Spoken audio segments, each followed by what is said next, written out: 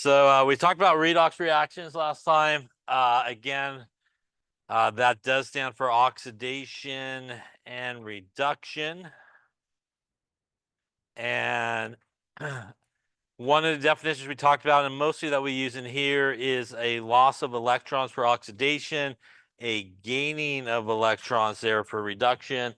And essentially, you can follow what is happening by just, if you want to follow the oxidation state from one element on the left-hand side of the arrow to the other.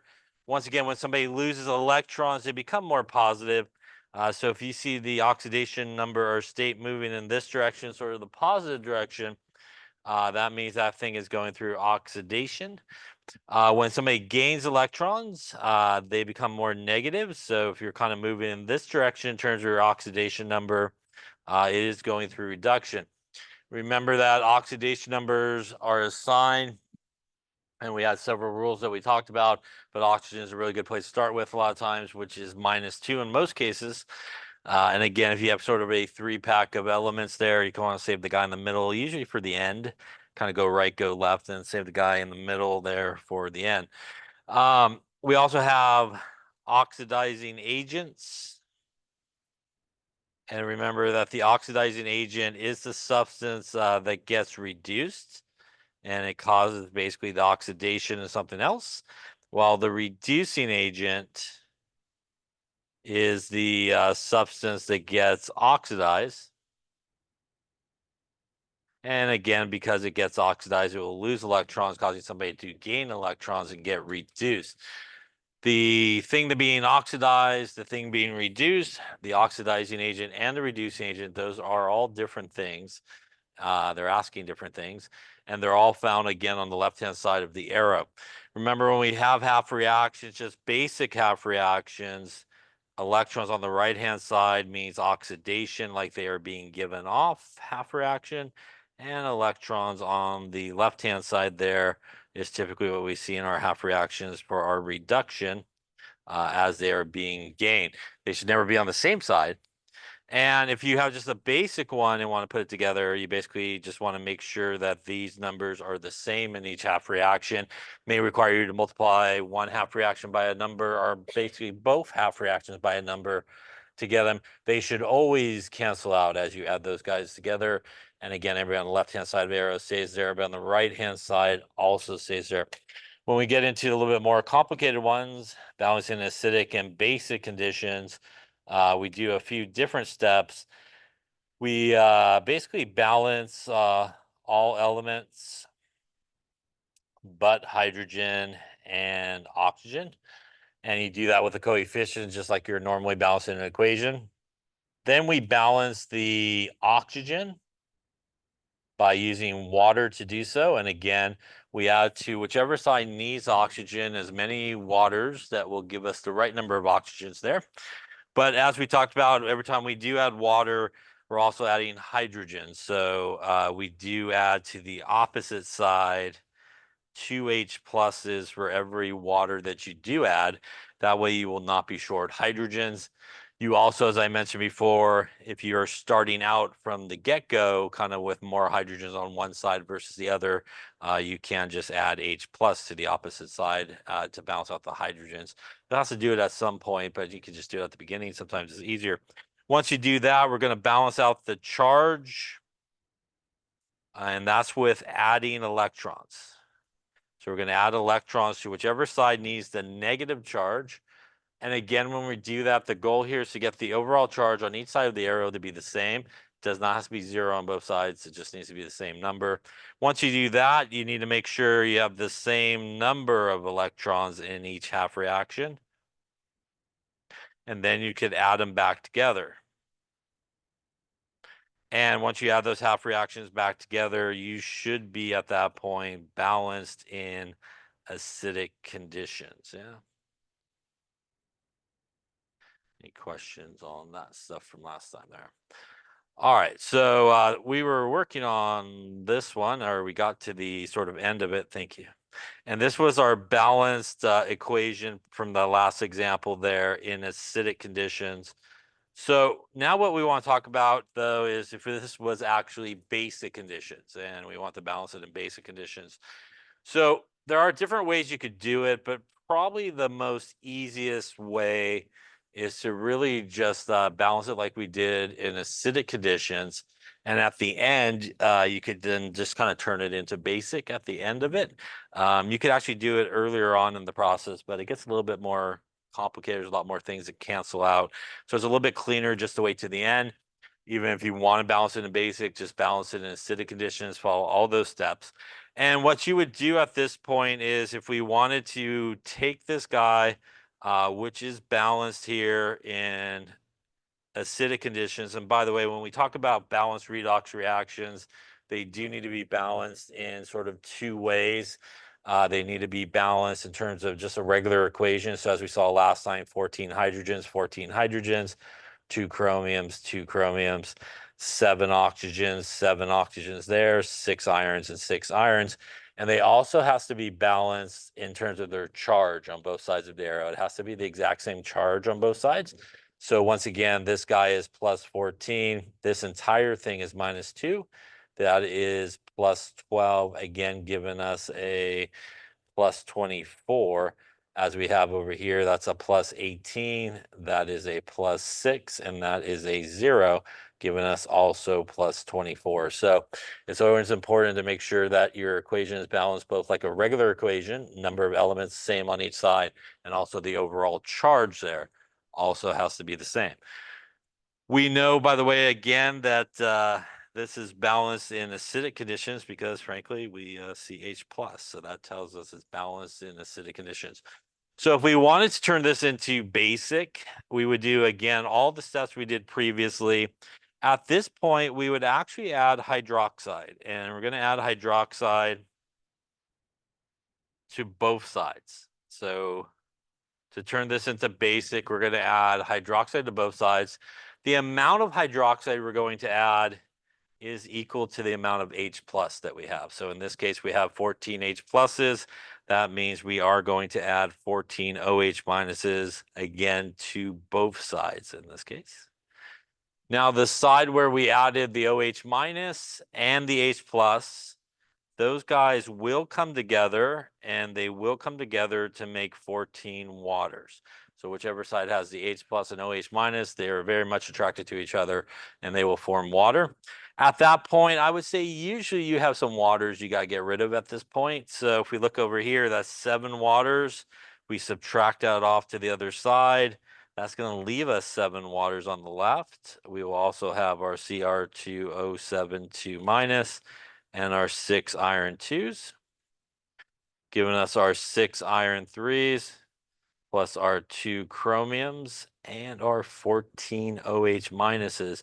And at this point, this would be the balanced redox reaction in basic conditions. Once again, we could check its balance both ways it needs to be. That is 14 hydrogens there. That is 14 hydrogens there.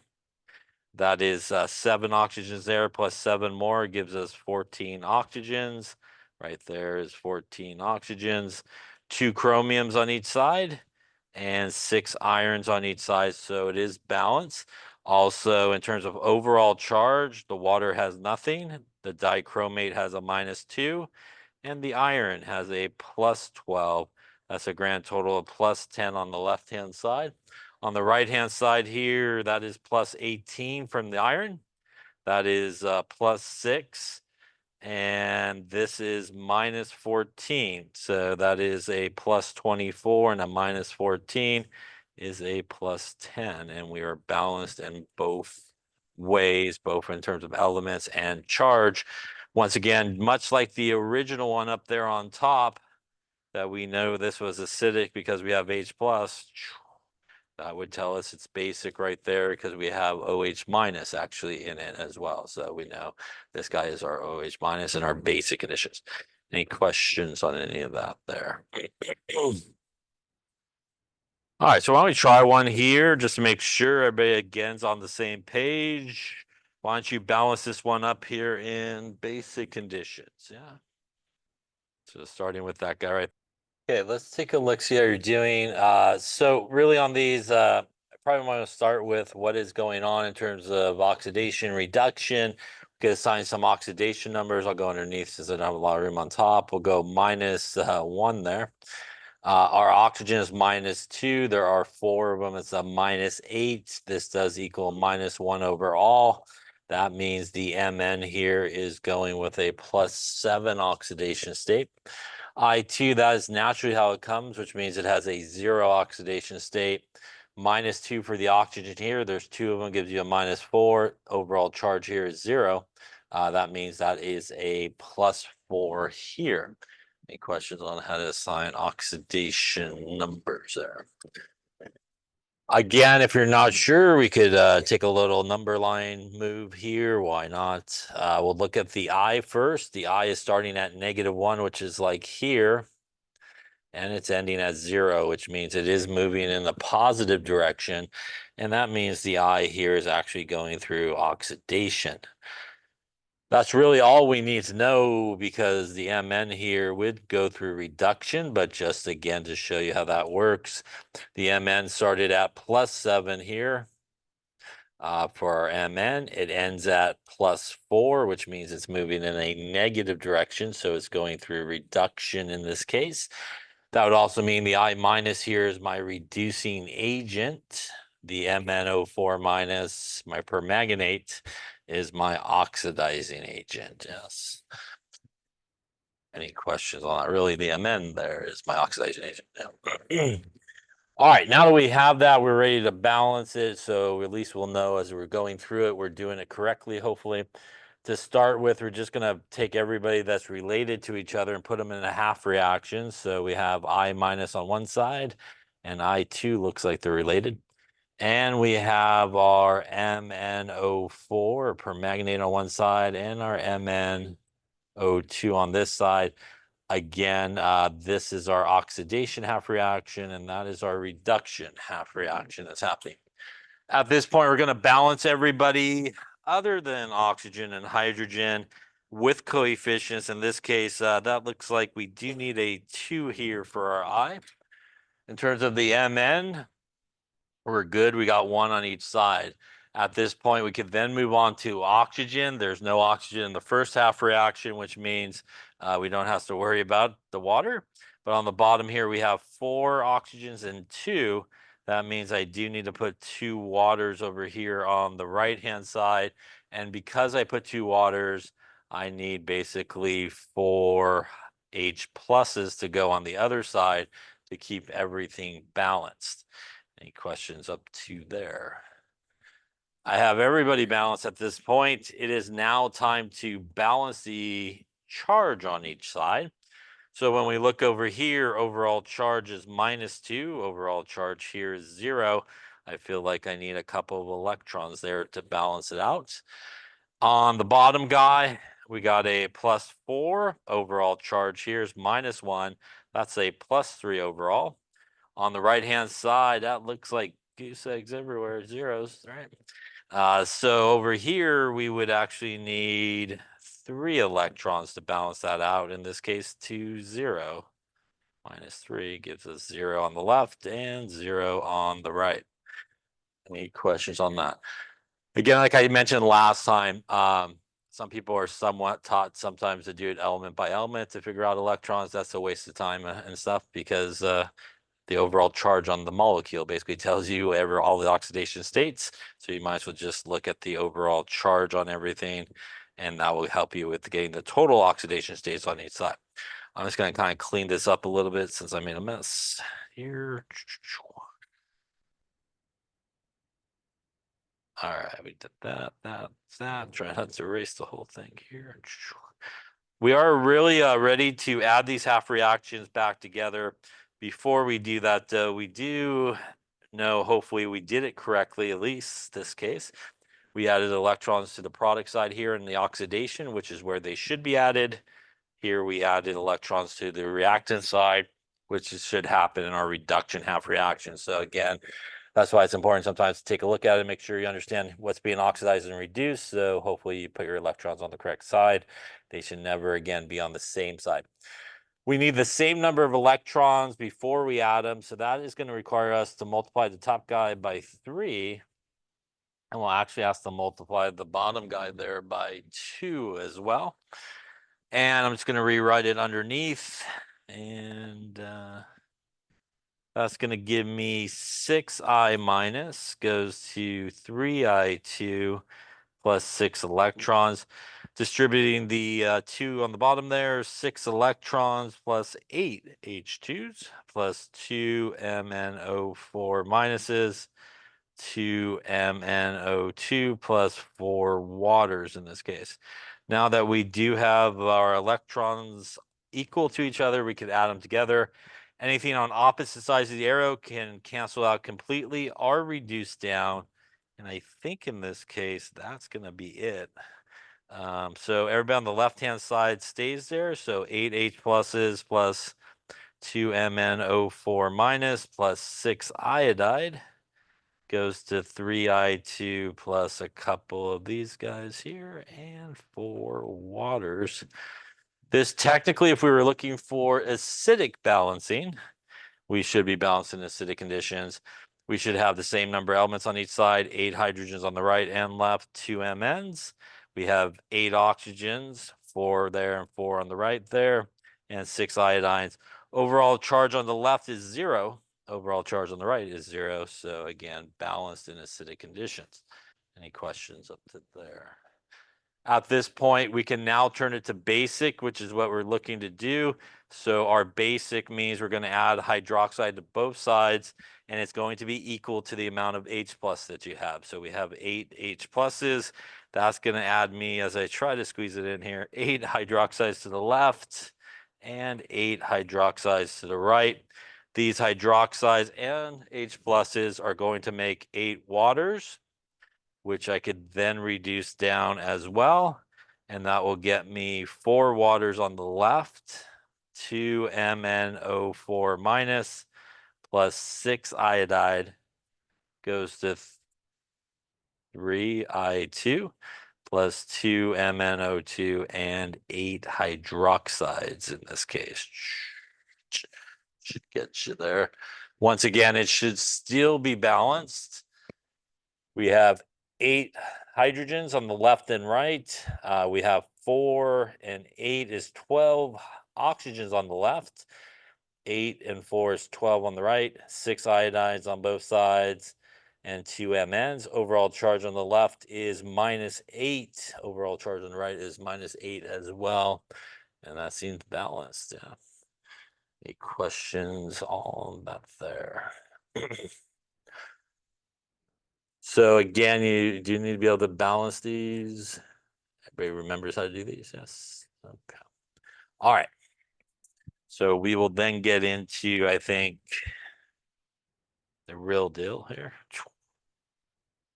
In case you want some more practice, here's a few more problems in case you're bored. Yeah, you can do that.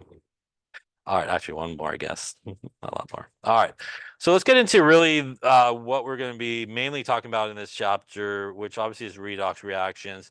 We're going to be talking about galvanic cells, and galvanic cells are basically redox reactions that occur. This is a picture of a traditional galvanic cell that you could build in the lab.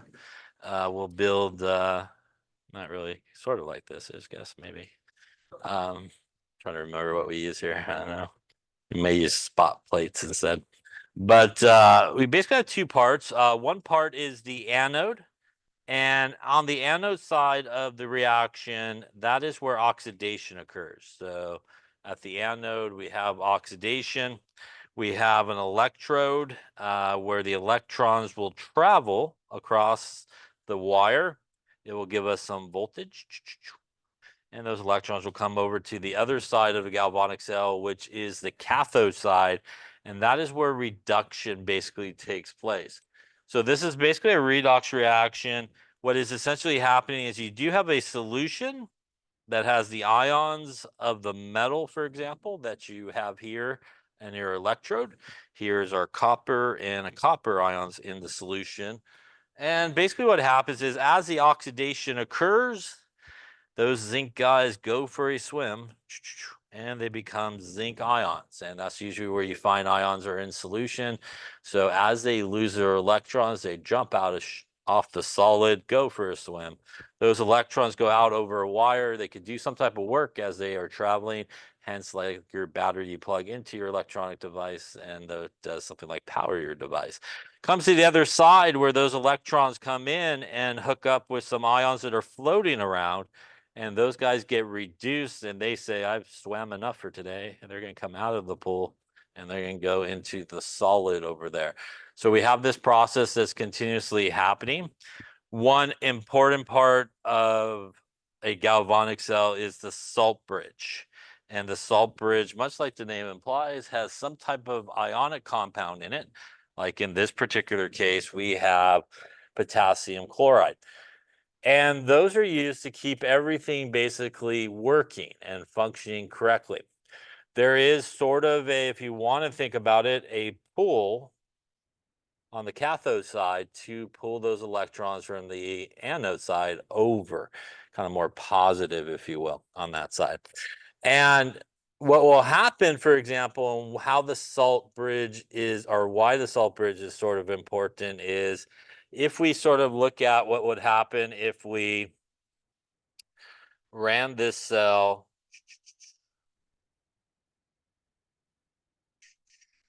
without the salt bridge. So basically what's happening, as we talked about, is electrons are traveling across this wire to the other side. And if we took the salt bridge out, what's going to happen in this case is as those electrons are lost, as I mentioned a second ago, we have all these ions that are losing electrons and becoming more and more positively charged on this side, right? And what's happening over here is as these electrons actually come in, they actually take out those positive guys that are floating around on this side and they take them out of solution, which means you get a buildup of negative charge happening over here if you didn't have a salt bridge. That's really bad because opposites attract, which means your electron's going to go, why do I want to leave? That's all positive right there. It's going to stop really the flow of electrons in that case. By the way, if they do head over that way, they're going to go, that's quite negative. I don't think I want to go that way. I'm going to go backwards, right? And so the function of the salt bridge, as you can see here, is to prevent that kind of buildup of positive charge that you would get on this side. They send some negative charge guys down into the swimming pool, and that keeps the overall positive charge down on the left-hand side. And because we would have a buildup of negative over here, they will send some positive ions down this way as they're attracted. And that's going to prevent the buildup of negative charge on the right-hand side. So the salt bridge actually functions, is a really important function of a galvanic cell. It prevents really the buildup of the wrong charge that you want on each side of your galvanic cell. And that allows the electrons to continuously flow. Again, without it, you're just going to build up a positive charge here. Your electrons aren't going to move because they're going to want it to basically stay there. So by throwing those negative guys in there, keeps the positive charge down, allows those electrons to go this way. By putting the positive guy in here, keeps this side a little bit more positive than it needs to be. And that's going to help drag those electrons to the other side. So the salt bridge kind of keeps the charge in check on each side of your galvanic cell to keep it sort of functioning correctly, that you don't get the buildup of the wrong charge that you don't really want in that case. Any questions on that there? So on this particular one, this is a zinc and copper cell. And what's happening with the zinc is going from solid to zinc with a 2+ and giving off a couple of electrons. Those electrons then will head to the other side where those electrons will combine with our copper 2 guys that are floating around and going to make our solid copper as it comes out. So these are the two half reactions. And if you add them together, you will get our overall reaction here. Again, basically zinc going from 0 to +2 being oxidized. Copper going from +2 to 0 being reduced in this case. Yeah, and that is the overall net ionic equation of what's happening. What's the deal with like the sulfate on each side, or maybe even nitrate if you have that? They're just spectator ions. They're just hanging out and stuff like that. They're not really doing much in this reaction. This is again a redox reaction. One of the three reasons why a reaction takes place, right, is a transfer of electrons. And that's essentially what's happening here. The zinc is transferring its electrons to copper. The process of that happening, you could actually use those electrons as they're out on the wire to do some type of work, right, and power some type of device. Any questions on that there? So you do need to know the parts of a galvanic cell, yes. You need to know what's the purpose of the salt bridges and all that good stuff. Let's talk a little bit more about a galvanic cell. When we run a galvanic cell, which I think is actually the one that we actually see here in the picture, is the one we were just looking at, we could hook it up and you could kind of barely see it in the picture, but there's the salt bridge right there happening. And again, you can see we have some positive voltage here, and positive voltage is good. Positive voltage means, as we will talk about, really the reaction is happening. It's a spontaneous reaction that's basically occurring. So sometimes you're asked about the cell voltage. A volt is 1 joule of work per coulomb of charge transferred. So a volt is a joule per coulomb, and that's a unit of electrical charge. EMF or electromotive force, and cell potential. Frankly, if you're asked to solve for any of those things, they're usually asking you to solve for what is the cell voltage, basically. This is what they're basically asking you to solve for. As I mentioned before, there is sort of a charged slight difference between the anode side and the cathode side. Again, the cathode side being more positive. That again is going to help pull those electrons from the anode side over to the cathode side and keep everything functioning. Another way that we sometimes represent galvanic cells is what is referred to as the cell diagram. And the cell diagram is similar to what we see here on the bottom. And we have zinc 2 plus, copper, and solid copper here. So the way this is basically arranged is it always goes from anode to cathode. So that is basically the orientation of a cell diagram. And it goes from the anode side to the cathode side.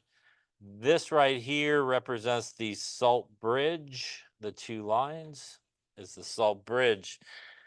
How you could go from the cell diagram to basically the equation is it usually does this. It is reactant, product. Yeah. So that is essentially how you could kind of go from your cell diagram into the equation. So as you can see here, reactant, zinc 2 product, copper 2 reactant, copper no charge product. Yeah, so again, that is how you go there.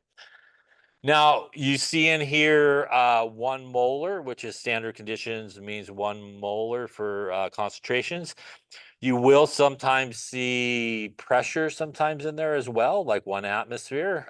Some electrodes are gases, so sometimes you'll see pressure basically in there.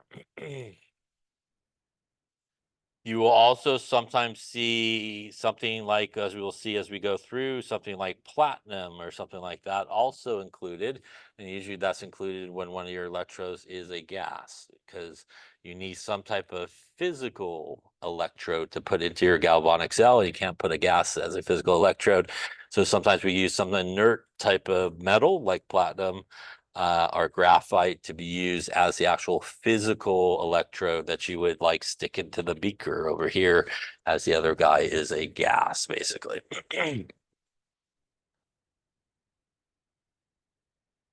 So let's talk about how we could use some calculations or what information we could get from these reactions. The first thing we're going to talk about is what is referred to as a standard reduction potential. And a standard reduction potential is also sometimes abbreviated as an SRP, or standard reduction potential. So for example here, if we hook up our zinc with the hydrogen electrode, hydrogen is actually a gas. So this would, for example, as I was just mentioning, in this case, we're actually going to use platinum as the physical sort of electrode that we would stick in there. We have some hydrochloric acid, which is going to provide some good H plus, and when those H pluses get reduced, you get hydrogen gas, as you can see here, bubbling through there as it goes through here. Same idea. We're going to have our zinc go out for a swim here. Going to send those electrons along the way. Again, that hydrochloric acid is going to provide a lot of H pluses. So when those electrons come in, they will get reduced to H2, which again will make those bubbles that we just talked about here. As you can see in the cell diagram, we have a couple of extra things. We have one more spot for the actual physical electrode, which is the platinum in this case. And because we do have a gas, they sometimes will include the pressure. And you can see here the zinc is going from 0 to +2 being oxidized. It is the hydrogen here going from +1 to 0, again being reduced, going from +1 to 0, the hydrogen becoming more negative in this case and going through reduction. The overall reaction, as you can see there, and once again, as I mentioned before, it kind of works the same way. This is your reactant, that's your product, that's your reactant, that's your product. And as you can see there, reactant, product, and reactant and product in case there. Again, to go from kind of the cell diagram there. The platinum really is not usually included in the actual overall equation or reaction. Again, it just kind of serves as the physical electrode in this case. Any questions on that there? Now, how do we get standard reduction potentials for all the different sort of combinations? Well, they decided to use the hydrogen electrode as the standard, and they call that the standard hydrogen electrode, or sometimes referred to as the SHE, for standard hydrogen electrode. And they basically arbitrarily gave it a value of 0 volts. So they basically gave it a value of 0 volts. And basically what they did is they could just hook everybody up to hydrogen and measure the cell voltage, and they could get the SRP values for everybody. By the way, SRP does stand for, as I mentioned, standard reduction potential, which means, as we will see shortly, all the equations for SRPs are reduction equations. And that is a little problematic in some sense, because in a redox reaction like this, there is something that's a reduction reaction, but there should also be an oxidation reaction, which means it's actually the opposite of one of these guys here. So we'll see that shortly.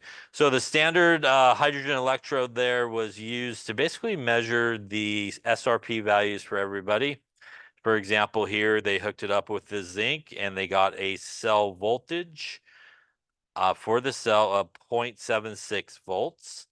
And they could use this equation here, which is E of the cell is equal to E of the cathode minus E of the anode. And they were able to basically rearrange it and solve for the reduction potential for zinc, and it is minus 0.76 volts. So this equation is an important equation. This is the equation you could really just calculate the standard reduction potential, or use the standard reduction potentials to calculate the cell voltage for the cell. Now, this probably won't make any sense to you maybe now, but it will hopefully eventually. But if you choose to use this equation the way it is written, you should, when you go to the table, which we'll see very shortly, you should not change any signs. Now, if you want to change the signs, no sign change.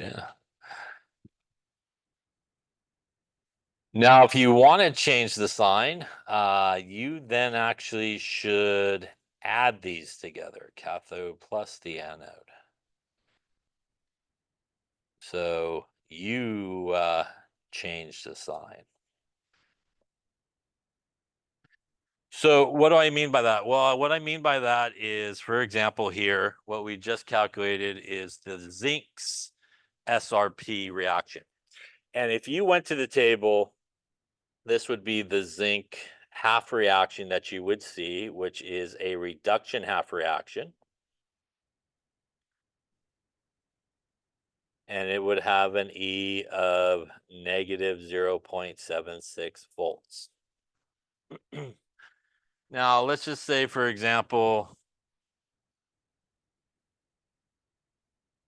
we want to hook it up with,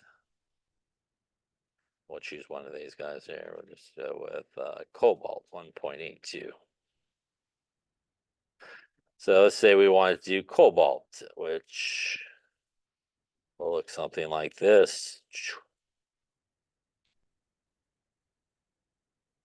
1.82 volts.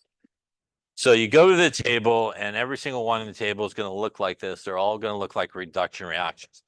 But let's just say that our zinc was our anode, and our cobalt, right there, was our cathode in this case, right? Now, oxidation actually occurs at the anode, right? And the way that reaction is written is really not the oxidation reaction. This is the reduction reaction, right? And again, electrons are on the left-hand side of the arrow. To make it into the oxidation reaction, you would have to reverse that reaction. And the oxidation reaction for zinc would look something like this. It's basically just that reaction turned around, basically. Now, when you do that, what happens to the E value is the sign actually changes, and this would be plus 0.76 volts. This is not what is referred to as an SRP. This is sometimes referred to as a SOP, a standard oxidation potential, because this is an oxidation reaction. Yeah. So what do I mean by use the top equation, use the bottom equation?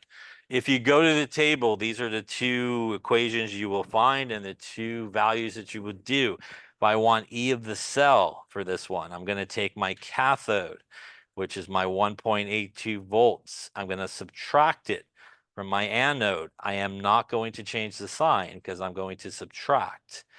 And that will give me my E of my cell, in this case, of 1.82 minus a negative 0.76. Probably better I put the right numbers in. And that's going to give me a cell voltage here of 2.85 volts. Now, if you want to flip the equation yourself, you would be using this equation and this value for your zinc. In that case, you should, because you flipped the sign yourself, not subtract them, but add them together. And you would be adding plus 0.76 volts, which will give you the same 2.58 volts in this case. So you have to make a decision. I probably would recommend to decide how you want to do it and just kind of stick with them, maybe not go back and forth. If you want to flip the sign yourself and do everything correctly, you should flip the sign and you should add the two values together. If you don't want to worry about flipping the sign, you should use the one with the subtraction. Why is the one with the subtraction a no worry? Because the subtraction flips the sign for you. Yeah, so the subtraction is there because it will always be the anode one that needs the sign change. And by having it being subtraction in the anode, it will automatically just change the sign for you. So if you want to not to worry about, should I flip the sign on this one or not, you could just go to the table, grab the two elements and get the values from the table, not worry about the signs, put it into the subtraction one, and it will flip the sign for you. But if you want to flip the sign yourself, you should then add it. And you would only be flipping the anode one, as they are all written as reduction, and you have to flip always the oxidation one, which is the anode. Any questions on that? And it'll be more clear as we go through a few more examples. But essentially here, if you flip the sign, add. If you're not going to flip the sign from the table, just subtract the two values. Any questions on that? All right, so let's take a look at a table. Like I mentioned before, maybe this table here, these are all written as reduction reactions, which means, again, when you go with your galvanic cell to an SRP table like this, you will need to take one of them basically as your oxidation reaction. And again, that's the choice you have to make, what we just talked about, whether you want to flip it or not, or you just want to take the values as they are and subtract them. So if you're going to subtract, don't change the values. Here's some more values. Here's another table in case you didn't like the first table as well. Here's a third table in case you didn't like the first two tables. which you could clearly read all that, probably not. But let's talk about some of these values that you do find in the table and some things that can be helpful as you're doing these calculations. First off, the E is written for the reaction as it is actually written. So technically speaking, just go back to the one we just looked at a second ago. Maybe. I must put that in there 9 times. So for example, what that means is if you were doing zinc as a reduction reaction and you wrote this equation, technically the E value here is negative, like you would find on the table. Technically speaking, if you reverse that reaction and you wrote it on your paper as an oxidation reaction, you should actually state the E value as the positive value there. So technically speaking, that is what that means. It is for exactly how it's written. All right, now, how do I know what's going to be my anode and what's going to be my cathode? The more positive E value that you find on the table, the way it is the greater tendency for that substance to be reduced. So that means when you have no other information given to you, like it doesn't tell you, hey, you're putting this cell together like this. It basically just tells you, hey, you built the galvanic cell of these two things.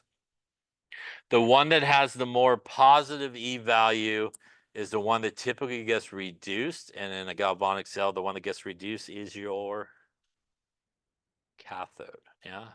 So the one that is more positive will be your cathode. Again, when they do not give you information about how the reaction is happening, if they actually give you the reaction or some information about how the reaction is occurring, you actually have to look at what they gave you and see who is being oxidized and who is being reduced to decide who is your cathode and who's your anode.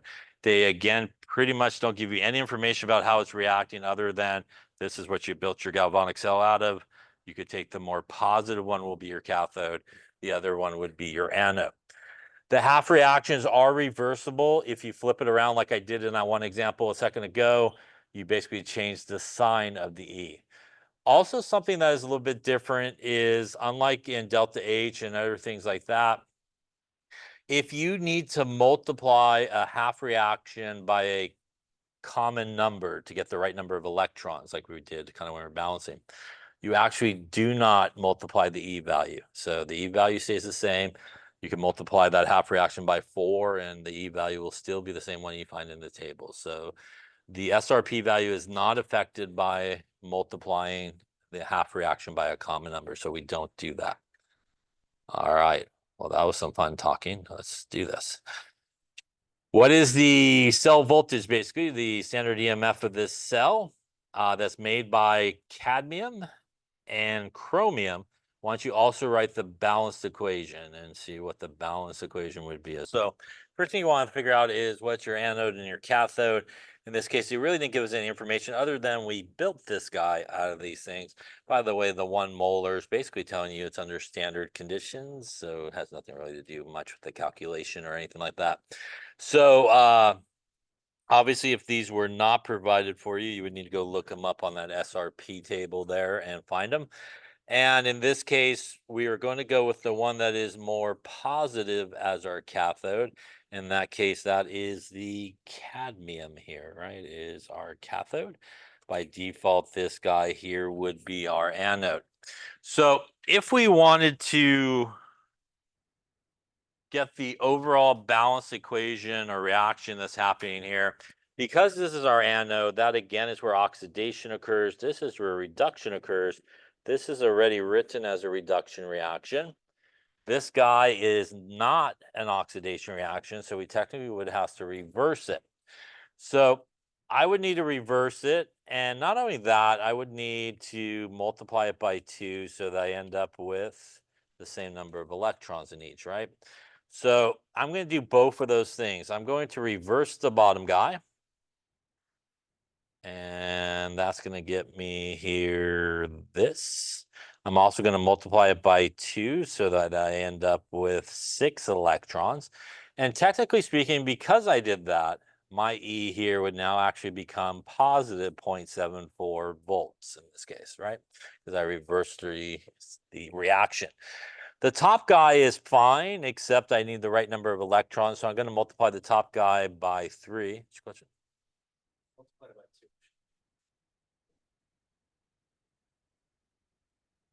What's that? No, you don't actually multiply the E by 2. No. Yeah. So that's one of the things that is different. You can multiply by any number you want. The E actually stays the same. Yep. Yep. Other questions? All right, so the top one does need 6. We're going to multiply by 3 the top guy. So we're basically multiplying this guy by 3, this guy by 2, and also reversing the bottom guy. That's going to give me 3 cadmiums here, plus 6 electrons, going to give me 3 cadmiums on that side. And my E here is going to remain the same in this case. Now, if we add these together, our electrons should completely cancel, which they do. That will give us our balanced equation in this case, which is 2Cr plus 3 cadmiums. It's actually solid, plus 3 of these guys goes to 2 of these guys and 3 of these guys here. Now, the E of the cell in this case, I actually did change the sign, which means I want to actually do the adding and not the subtracting in this case, since I did change the sign. That would get me here 0.74 plus minus 0.4. So we're going to have 0.74 plus a minus 0.4 volts in this case. Actually, I should probably wrote that backwards, huh? Do it the right way there. So I have my cathode first, which would be minus 0.4 volts plus a 0.74 volts, still going to give me a 0.34 volts for the cell voltage here in this case, or the EMF of this cell. That's a positive voltage, which is really good. First off, any questions on that there? Now, I said earlier that if you don't want to change the sign and you had a problem like this, which really didn't ask for any of this, basically. It just asked for what the cell voltage was. You could use the subtraction one. Absolutely. You could go E of our cell is E of the cathode minus E of the anode. And in this particular case, what you would do is you go to your table and find your values, identify which one's which, your cathode and your anode, and you just pop it into this equation. So you take your cathode, which is minus 0.4 volts, you then subtract it, because I'm not going to change the sign here. I'm going to leave it as a negative 0.74 volts. Again, that's going to change the sign for me. And I get my 0.34 volts, just like we got on the bottom. So again, they both come out the same. It's just what your preference is. If you want to change the sign yourself for the anode, you can. Just add them together. If you don't want to have to worry about the changing of the sign, and really all you need is like the cell voltage, you could use the subtraction one and it will change it for you. Yeah. Again, I probably want to go back and forth too many different ways so you don't mix yourself up. You don't want to change the sign and subtract it because I think that undoes it again, I think. Yeah, so don't do any of those things. Any questions on that there? All right. Oh, good zooming in there. Let's try another one here. Galvanic cell is made up of magnesium and silver. What is the standard EMF of this cell? Again, some of our SRPs there on the bottom. We just built a cell of these two things. So in that case, again, we could go to our SRP table. We want to choose the one that is more positive, and that will be our cathode. So in this case, it does look like it's going to be silver. And our anode would be obviously the more negative one here, which is our magnesium. In this case, we're just looking for the cell voltage. So we can, if you would like, do the subtraction, which will change the sign for me. So once again, I'm not going to change the sign myself. I'm just going to go use the values I find on the table. So we're going to go 0.8 volts minus our minus 2.37 volts. And again, that's going to change the sign for me. And that's going to give us a cell voltage here of 3.147. It's like it's 4, but not so much. And those would be volts as well. And again, in terms of if you want to sort of balance this up, you would need to multiply this by 2 to get the balance equation. That would give you 2 silvers plus 2 electrons gives you 2 of the silver here. And again, it will not affect the E value, so it will remain the same. So that will still be 0.8 volts. The bottom one you would reverse, which would give you magnesium goes to magnesium with a +2 charge and 2 electrons. Technically, if you did that, the E that goes with that is really the oxidation version of it, which would actually be a positive 2.37 volts. Here, we could add these together. Electrons cancel, gives us 2 silvers going to react with the magnesium, giving us 2 solid silvers as they get reduced. And here, our magnesium's getting oxidized. Once again, since I did flip it here, we could just add, in this case, not subtract. And again, that'll get us to our 3.17 volts for our cell. So again, whichever way you want to do it, it's all good. It should come out correctly. Any questions on that there? All right. Now, as I mentioned before, cell potential, electrical work, and free energy, right, or Gibbs free energy. The work that can be accomplished when electrons go out and transfer through a wire does depend on the push or the thermodynamic force of it. And 1 joule of work produced are required between 2 points, and a circuit will differ by a potential of 1 volt. And basically, the maximum amount of work that you could do is actually equal to Gibbs free energy, which is our delta G that we saw previously. So we can incorporate into our galvanic cells Gibbs free energy, and we get this equation here. And let's take a look at what this one is. A couple of these here we'll get to. Just pop up there. Hey, we'll talk about them here. There it is. So the first equation here is one that relates our delta G to our cell voltage, and that E of the cell is still, whichever way you want to do it, it's our cathode minus our anode. F is Faraday's constant, which is, we'll use the rounded version here, 96,500 joules per volt per mole. Remember, a joule over a volt is a coulomb, right? So that is sort of where the coulomb comes from. And N is actually the number of moles that are being transferred here. It is not the addition of the moles of electrons in each half reaction. It is the actual total number of electrons. So if we look back at the one we just did there, I think I wrote it there. There we go. There it is. So for example, in this reaction, we have 2 electrons going from the silver to the silver from the magnesium, and the magnesium is releasing 2 electrons, silver is picking up 2 electrons, and in this case would equal 2, not 4. So you don't want to add them together or anything like that, because it is the same number of electrons as they go from whatever is being oxidized. That is the number of electrons they're losing, is how many electrons somebody else basically is gaining. So that's an important thing. Sometimes people want to add the electrons together. Again, it's just the number of electrons that go from one to the next. Actually, I think we're going to lay it up there. It's a good place to stop, I think. Yeah.